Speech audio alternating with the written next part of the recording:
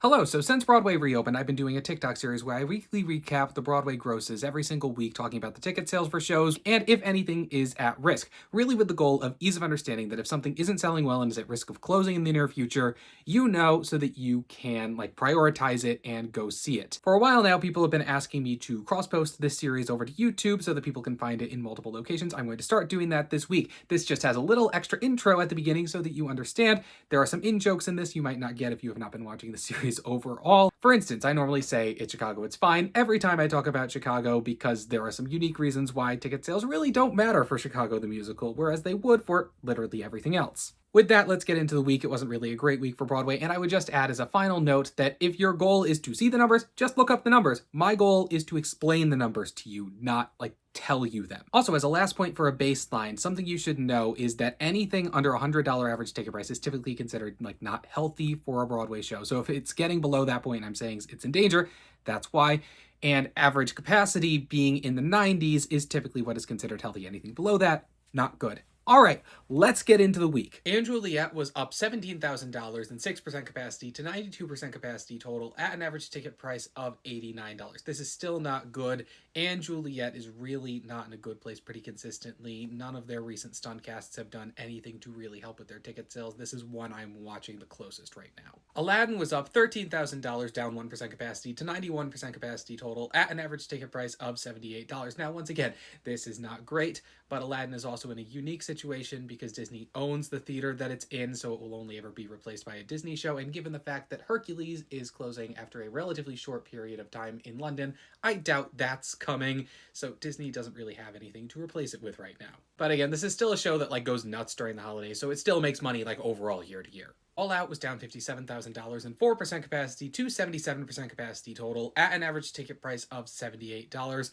This week notably saw the announcement that Ashley Park had dropped out of this show to be replaced by Jake Shane. Don't ask me how those two people are playing the same role. I have no idea with anything regarding this production. It's not doing well. Hopefully we can just forget about these things after this closes. I don't know. Buena Vista Social Club was up $18,000 and 6% capacity to 99% capacity total, almost selling out at an average ticket price of $109. This show, once again, definitely dropped after the holidays, but it dropped to a place where it is still making money, which is a good thing. Bug was down $6,000 and 2% capacity to 90% capacity total at an average ticket price of $122. This is definitely a nonprofit show that is catching on. Chess, where Leah Michelle notably had an unscheduled absence, was down $47,000, up 3% capacity to 94% capacity total at an average ticket price of $127. This show's still doing very well. Sydney Levitt's first week in the show was up $657,000 and 13% capacity to 98% capacity total at an average ticket price of $155. I think it's time to retire the saying, at least for her run, and remind people this is why Chicago is fine, because they do this every so often, and when it works, it works. Death Becomes Her was up $63,000 and 5% capacity to 92% capacity total at an average ticket price of $91. Decent recovery for Death Becomes Her, but I don't love that average ticket price, especially for a show that is as big and expensive as Death Becomes Her is. This is definitely one that I'm not immediately concerned about, but is one I am starting to watch because it's not in as strong of a place as it was last year. Hadestown was up $51,000 and 1% capacity to 98% capacity total at an average ticket price of $123. Hadestown will continue to sell well at least through the end of the current cast. We'll see what the next cast does. Hamilton was down $51,000 with no change in capacity, being at 99% capacity total at an average ticket price of $176. Cursed Child was down $25,000 and 1% capacity to 98% capacity total at an average ticket price of $185. Hell's Kitchen was up $123,000 and 11% capacity to 93% capacity total at an average ticket price of $85. Still not the best week for Hell's Kitchen. They were really doing bad before this, but at least the audience is more full. I'm happy for the sake of the cast for their final weeks. We notably found out today that Galileo will be coming into this theater in the fall, starring Raul Esparza and Joy Woods, but we don't know if anything will be coming in the spring for a limited run. Just in Time was down $108,000, up 1% capacity, selling out standing room only at an average ticket price of $235. Now, as I'm recording this, Matthew Morrison seems to be teasing that he will be the Bobby Darin between Groff and Jordan.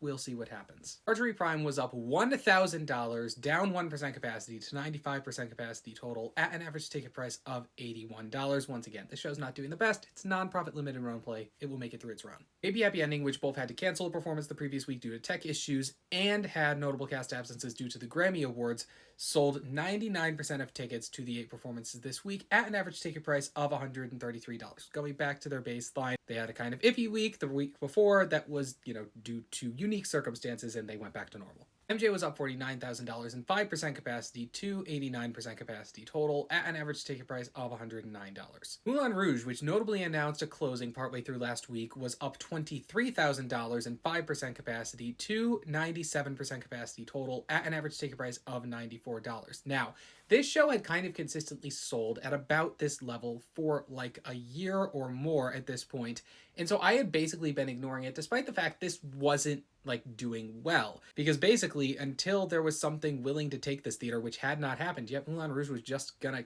keep going, and I'm gonna guess something else wants the theater at this point, because that's truly the only reason Moulin Rouge has lasted as long as it has, because it hasn't been doing great for a while now. Nothing is new about their sales numbers. This is a big expensive musical that allegedly cost $1 million or more a week just to run, and it hadn't been making that in a while. Oedipus closed up $280,000 and 3% capacity, selling out standing room only at an average ticket price of $149. O'Mary was down $209,000 and 3% capacity to 97% capacity total at an average ticket price of $122. The Mitchell administration is not the best-selling administration of O'Mary, but it's still selling very well. Maybe I'll just stand a chance at actually winning the lottery and seeing the show now. Yes, this is the point where I reveal I have yet to see O'Mary because I can't win the damn lottery. Yell at me. Yell at me. Operation Mincemeat was down $4,000, up 1% capacity to 99% capacity total at an average ticket price of $120. The show has started to announce who the next cast is. We shall see how they do. Ragtime was down $15,000, up 1% capacity, selling out at an average ticket price of $129. The show continues to sell well through the extension. Six was down $9,000 and 1% capacity to 66% capacity total at an average ticket price of $96.